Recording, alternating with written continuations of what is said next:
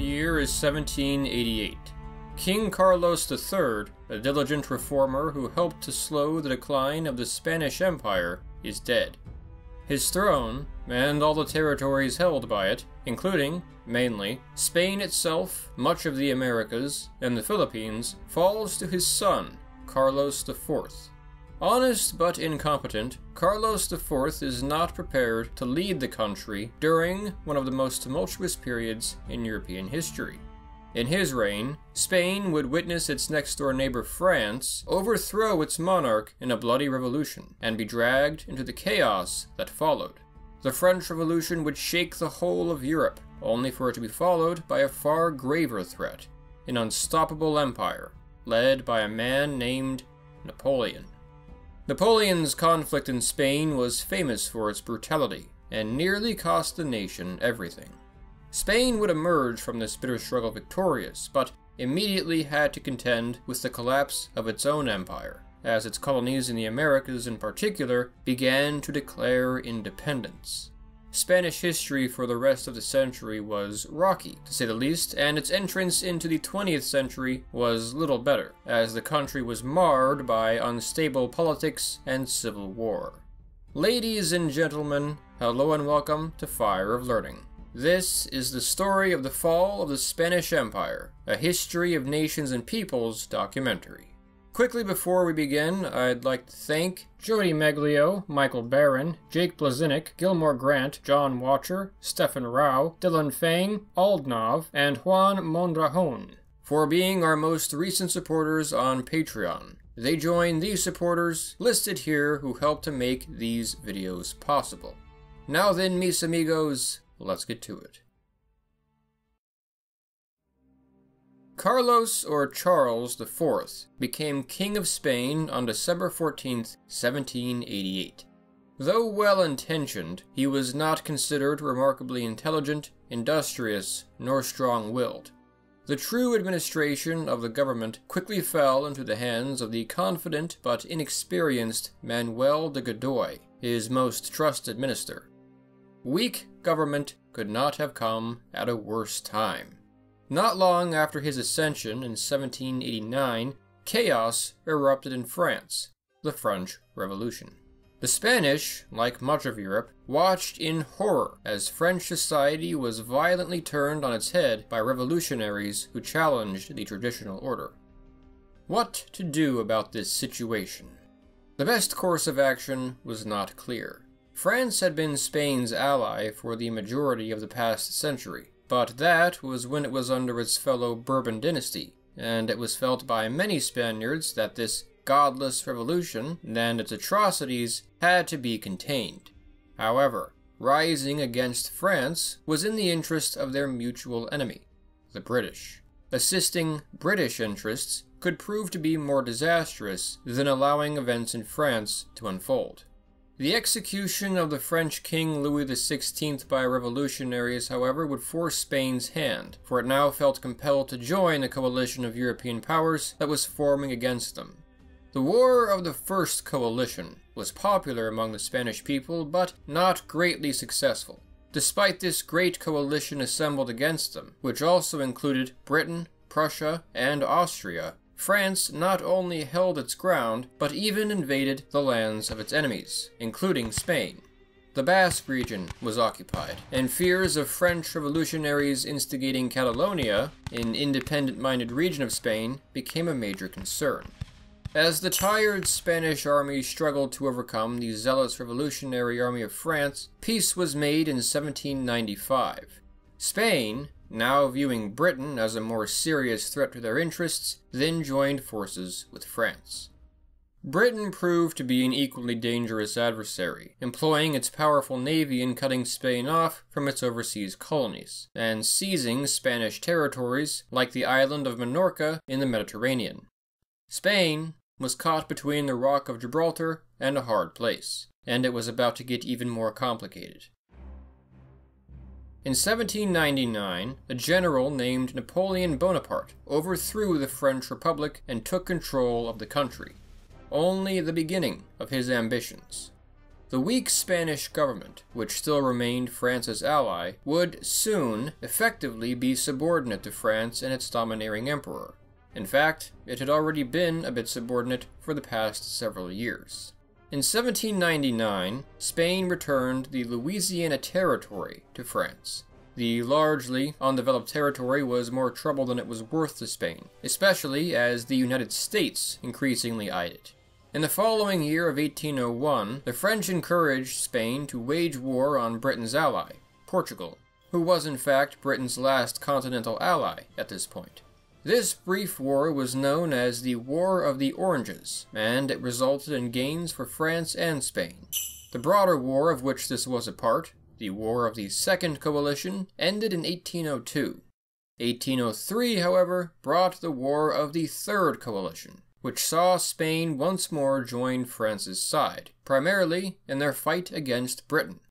This war would be of major significance to the outcome of the Napoleonic Wars and to both French and Spanish history overall. As Napoleon moved his armies eastward, he simultaneously planned to subdue his most serious enemy, Britain. The first step to invasion was to seize control of the English Channel. However, the British were not about to let that happen.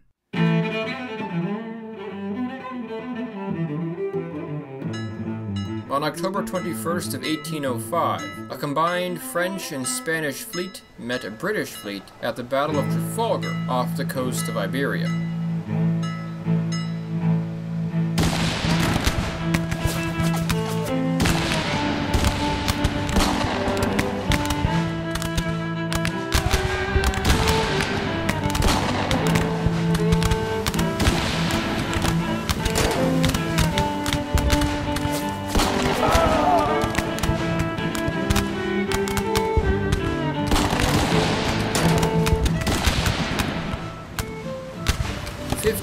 Of the 41 ships on the French side were Spanish. The battle was a catastrophe. The Spanish admiral, Federico Gravina, much like the British Admiral Nelson, was mortally wounded in the fighting. There would be no invasion of Britain. It was a major blow to Napoleon, but he still remained dominant on the continent. The Spanish, however, did not handle this defeat as well. Their fleet had been destroyed. Unchallenged British dominance of the waves would severely harm Spanish trade, namely with their colonies. This, coupled with, 2 years later, Napoleon's continental system, which forced an embargo of all British goods across the continent, was devastating to the Spanish economy. All the while, Godoy, Spain's de facto leader, began to increasingly doubt his country's alliance with France, while Napoleon further doubted Spanish reliability in turn.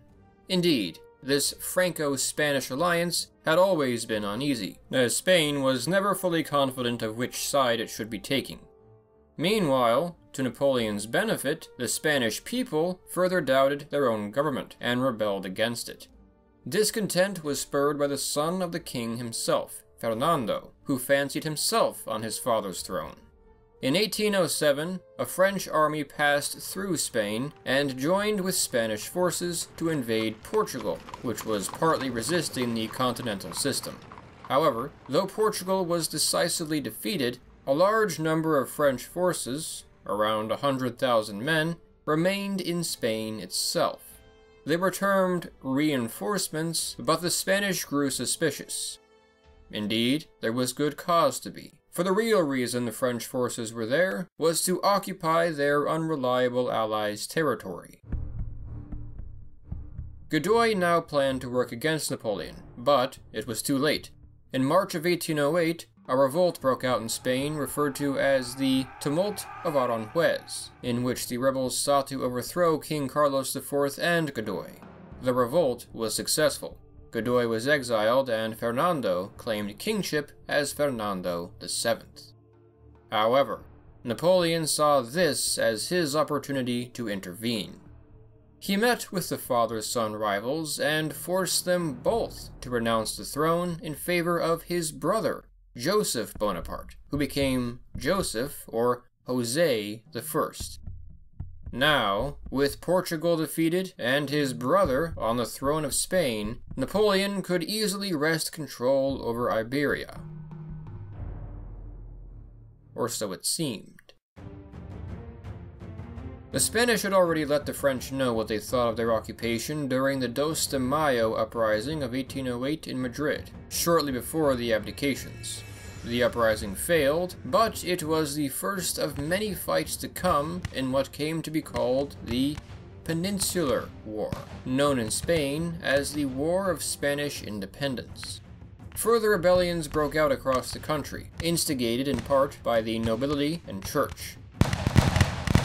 A number of rebel governments, called juntas, arose across the country. A central junta would soon form in Aranjuez, acting in the name of Fernando VII. This was to be an especially violent and savage theater of the ongoing Napoleonic Wars. Conflict could and did spring up anywhere, as hardly any Spaniards supported Napoleonic rule. At first, the French held their ground against the Spanish quite efficiently. However, on July 16th of 1808, when a Spanish army defeated the French at the Battle of Payne, taking around 17,000 prisoners, the Spanish were inspired to press on. Still, Payne would not be the norm. The tides once again turned in the French favor once Napoleon himself arrived in November of 1808. Generally, the French were victorious in standard battles when facing the Spanish alone, but the widespread resistance and savage guerrilla warfare was a huge challenge to even the strongest army of the day. Portugal rose in revolt not long after Payne, and Britain would generously assist both countries in their fight, sending supplies, weapons, and men.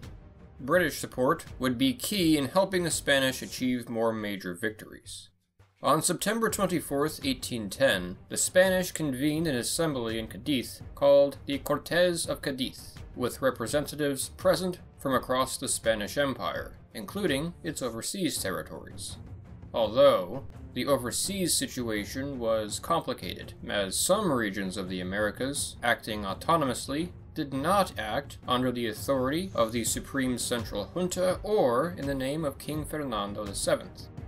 The Cortes of Cadiz, which was now the central authority in Spain, was convened not simply to organize resistance against the invader and rule in the absence of the king, but was an opportunity for reform-minded Spaniards to reorganize Spanish government, making it more democratic and representative in nature. In 1812, they completed a more liberal constitution, which aimed to limit the monarchy, establish a form of suffrage, reorganize administration and the tax system, and more. These reforms would remain hotly debated for years even after the war was over, especially as French occupation had made it difficult to have proper representation from across the country. The Peninsular War began to end in 1813 following the Anglo-Spanish victory in June at Vitoria.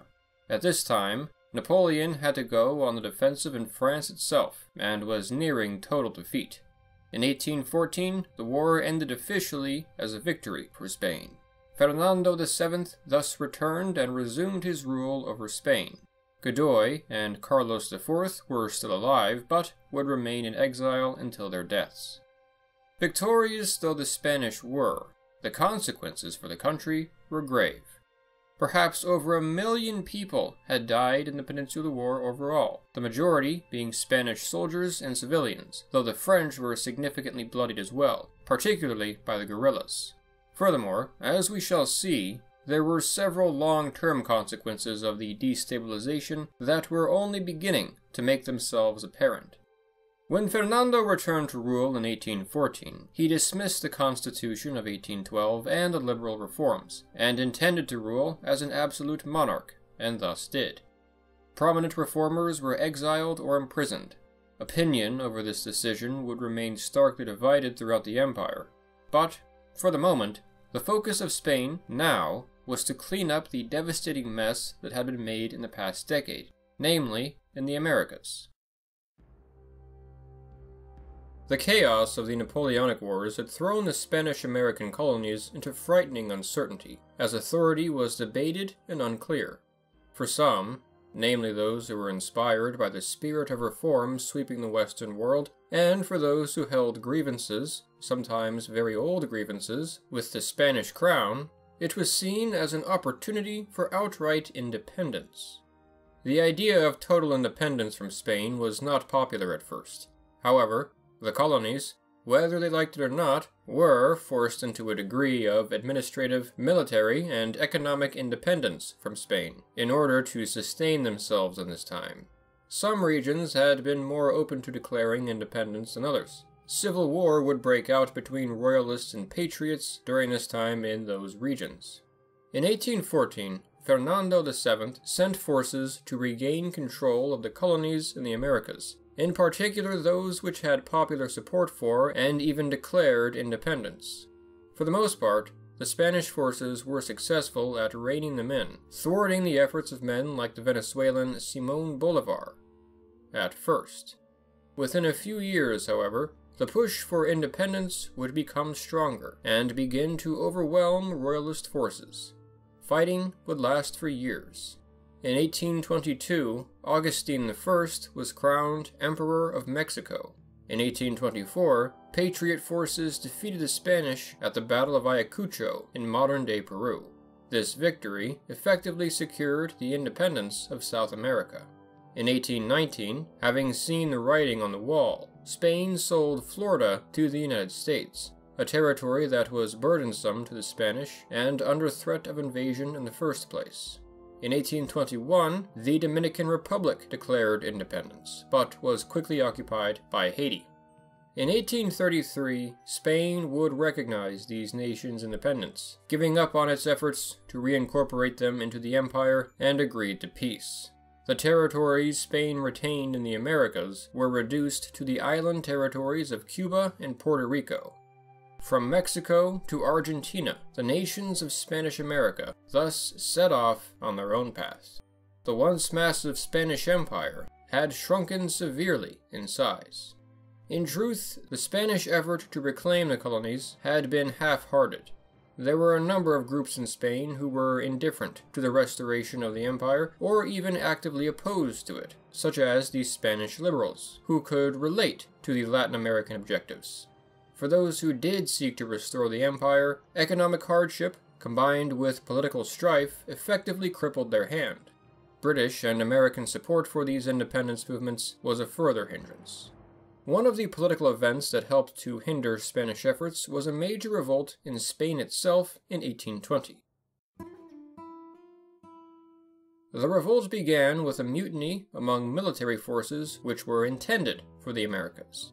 Led by Major Rafael Dorriego, it was focused on restoring the Constitution of 1812. The revolt reached such an extent that Fernando VII was taken prisoner. Unable to stop what was happening, he was forced once more to adhere to the constitutional reforms. This marked the beginning of the Trienio Liberal, the Liberal Triennium, a 3-year period in which liberal reformers directed the course of the country, while the king took on a much more limited role, practically under house arrest. This angered and concerned conservatives within and even outside of Spain alike, especially in France. When Napoleon was defeated, the Bourbon monarchy that the French Revolution had originally overthrown was put back in charge of France. They looked at Spain and saw events occurring that reminded them too much of their own French Revolution. Chaos was erupting in Spain as more radical reformers were taking power, pushing the country to civil war. At the Congress of Verona in 1822, the major powers of Europe agreed that action should be taken to prevent radicalism in Spain, which was potentially approaching republicanism and the abolition of the monarchy. France invaded that year with an army referred to as the 100,000 Sons of St. Louis, which was reinforced primarily by armed Spanish peasants. The French and conservative Spaniards had not been the only ones to oppose the new government. The Spanish people, namely the military, quickly lost faith in them when quality of life did not much improve. Various administrative reforms also angered certain independent-minded regions of the country, such as Catalonia and Navarre. With relatively minor bloodshed, Fernando VII had his absolute power restored once more in 1823. However, The complicated political instability seen in Spain at this time was only the beginning of a series of conflicts that would plague the country for over a century. While the period between 1815 and 1914 was marked by relative peace and stability between European powers, Spain would turn in on itself and be enveloped by chaos and civil war. For now, with its empire practically gone, its government unstable, and its economy ruined, Spain, which had once led Europe into a new era, became one of the least developed and prosperous countries on the continent, lagging behind the industrializing powers of Britain, France, and what would become Germany. I'd like to interrupt for a moment because it is time for brief, shameless self-promotion. I run another YouTube channel called Lucinox, where I make videos like this about science. Astronomy, biology, psychology. The Campfire series is being shared on there, so I just wanted to say, if that sounds like something you would be interested in, come check me out there. The period following the Liberal Triennium is referred to as the ominous decade. It began with the suppression of Fernando's liberal enemies, and witnessed a number of riots and revolts. However, there was moderate improvement in terms of things like the economy. But a larger issue was brewing that drew more attention as time passed. Fernando VII would only have daughters. According to traditional Bourbon laws concerning inheritance, women could not succeed to the throne, making the heir his brother Carlos. However, though obviously conservative himself, Fernando, and many in Spain, felt his brother was too conservative and could push the country back into a conflict by being too hostile to the reformers. In 1830, pressured by his wife, who effectively became regent as the king grew ill, Fernando VII reformed laws surrounding inheritance and left the throne to his infant daughter, Isabella. When he died in 1833, she took the throne as Isabella II. However, Carlos did not go quietly. He had been exiled to Portugal with this development, but would pursue what he saw as his right to rule almost immediately in what came to be called the Carlist Wars. As Isabella was not quite 3 when she took the throne, her mother, Maria Cristina of the Two Sicilies, ruled as regent.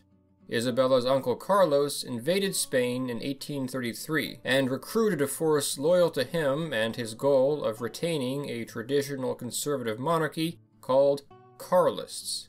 Maria Cristina looked for support from among the reformist faction who had favored constitutional monarchy. They came to be called Cristinos.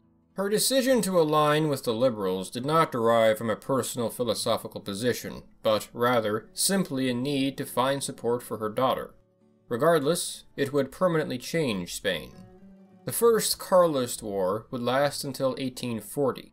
The liberals, who had received support from Britain, France, and Portugal, came out victorious. The pretender Carlos returned to exile. In all, perhaps 130,000 people had perished in this conflict. Following the war, the Cristino general Baldomero Espartero, who was key to the victory, then became the leading voice of the liberals and their desire for reform. The Queen Mother, Maria Cristina, could neither bring herself to accept the new constitution and the reforms it brought, nor could she resist the liberals who had secured her victory. In 1840, she resigned as regent and allowed Espartero to become the new regent. Espartero, however, would not be popular. He was deemed too radical even by moderate liberals, and a number of uprisings took place against him throughout the country. Though only 13 years old, in 1843, it was decided, in the interest of stopping the ceaseless domestic conflict, that Isabella II was ready to take up her own rule. The decade which followed is known as the Moderate Decade, because of the rule of moderates in her government. Isabella II would not be a popular queen. She was seen as indecisive, uninterested, and occasionally even scandalous. However, part of her negative reputation was attributable to the chaotic political situation that had begun decades before she was born. This situation continued throughout her reign, as the government remained unstable and revolts and conflict were common. One prominent example of this was the Second Carlist War, which erupted in 1846, which was much more of a Catalonian revolt, and much more minor than the First Carlist War. Revolt occurred on the other side of the political spectrum as well, which also threatened her throne. There were some successes in her reign, however, including an expansion of infrastructure, a degree of economic recovery, and a brief victorious war against Morocco in 1859. However, these moderate successes would not save her. In 1868, political tension in Spain would finally dethrone her. In a revolution known as La Gloriosa, which erupted that year, she was deposed and exiled by revolutionaries from the military. Though successful in their united goal of ousting her, the various reformist factions involved in the coup were divided on what course to take next. Some favored the idea of the founding of a republic, but, for now, the majority favored the idea of finding a new monarch more suitable to their interests. Their search for the proper candidate was difficult, but by 1870 they believed they had found him. An Italian prince came to the Spanish throne as Amadeo I.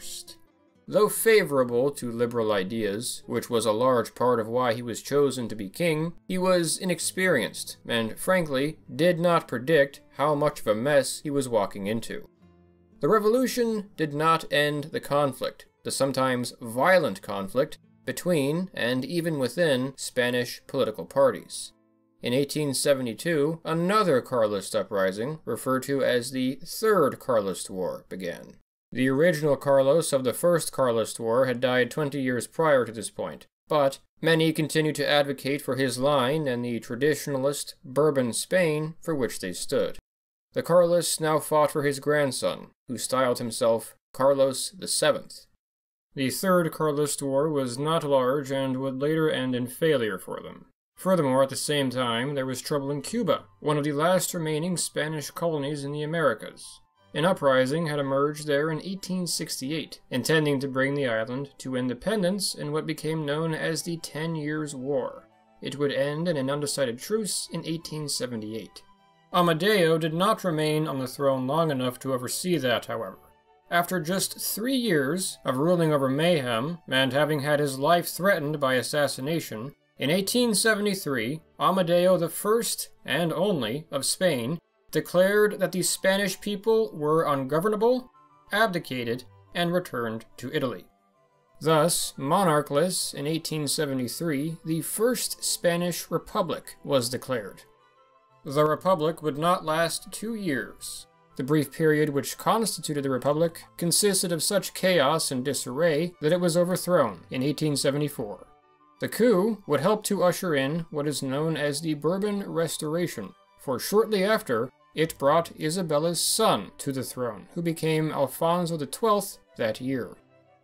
Alfonso XII is known to history as El Pacificador, the peacemaker.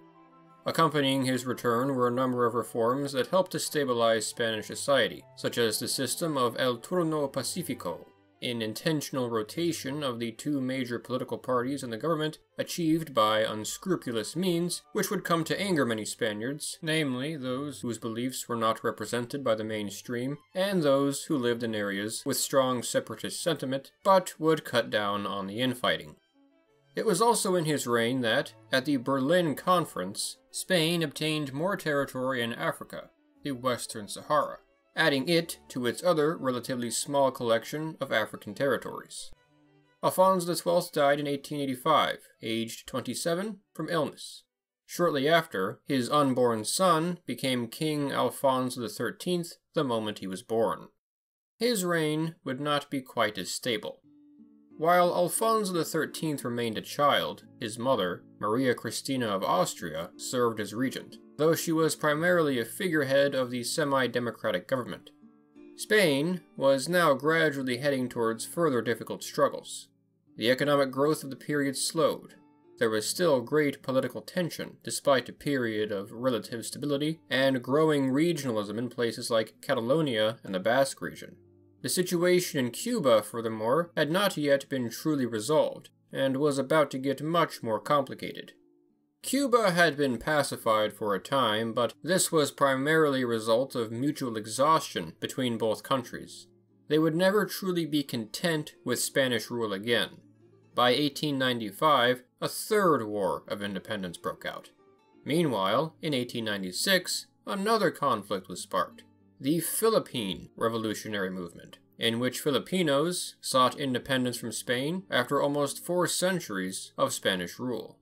These conflicts were burdens in themselves, but, worse, would draw the attention of a nearby emerging power, the United States. Many Americans sympathized with especially Cuba's, but also the Philippines' desires for independence, and some felt the end of Spanish rule there would produce great opportunities for America. Indeed, some Americans had desired to annex Cuba altogether. America had, in fact, tried to purchase the island only a few decades prior. Currently, the American government was opposed to any form of intervention, preferring instead to watch events unfold. But, in February of 1898, that would change.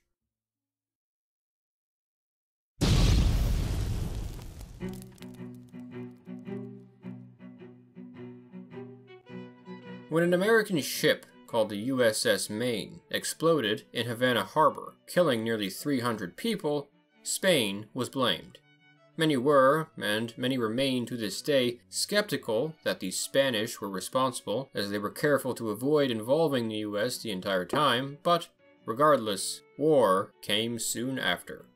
The Spanish-American War began in April of 1898, and was over by August, ending disastrously for the Spanish. Cuba gained its independence, and in the Treaty of Paris, the Philippines, Guam, and Puerto Rico were ceded to the United States. The latter 2 territories America retains to this day. It was not technically the end of the Spanish Empire, as Spain still retained territories in Africa, and would add to their control of Morocco in the subsequent century. However, it was certainly the end of an era, and a major blow that fundamentally changed the Spanish self-perspective. In 1902, Alfonso XIII came of age. He reigned over his nation when Europe was plunged into the First World War in 1914. Spain chose neutrality. Indeed, Spain had been distancing itself from broader European affairs for decades. 6 years later, however, Spain would enter into the Rif War, when the populace of the Rif mountain region of northern Morocco fought against Spanish encroachment under their leader Abd el-Krim. Retaining, and perhaps even expanding, Spanish rule over its African holdings was considered vital to compensate for the empire's losses in Asia and the Americas. The fighting in this war would last until 1926, with the French having joined in 1925, ending in Franco-Spanish victory. Tens of thousands would die in this conflict, with a large portion of Spaniards dying at the disaster of onward in 1921. This disaster saw 23,000 Spanish troops defeated by a mere 3,000 Riffians. The disaster of onward helped to provoke political divisions in Spain itself, and somewhat degraded the reputation of the king, who had played a role in unwisely pressing for the battle. During the war, in 1923, a coup, led by the general Miguel Primo de Rivera, overthrew the Spanish government. The king, however, was not overthrown, and in fact had endorsed the coup. It was the beginning of another turbulent period in Spanish history. De Rivera's dictatorship would last less than a decade, and not long after, Alfonso XIII would lose his throne, as Spain experimented once more with republicanism. The Second Republic, however, like the first, would be brief. Spain would be plunged into a civil war in 1936, which would rock the country, claiming the lives of around 500,000. It would end with the beginning of a dictatorship under a man named Francisco Franco, which lasted until 1975. But that, my friends, is a story for another video. There are no set plans for that video, but for now, this concludes the 3-part History of Spain documentary.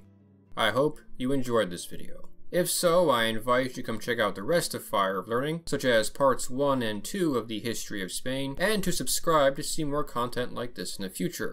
To make a donation to the channel, you may do so through Patreon, the link to which is in the description. A special thanks to our current patrons, once again listed here. Fire of Learning is no longer on Instagram, I have closed that account, but you may find me, once again, on my science channel, Lucinox. This has been a Fire of Learning History of Nations and Peoples documentary. Gracias for watching.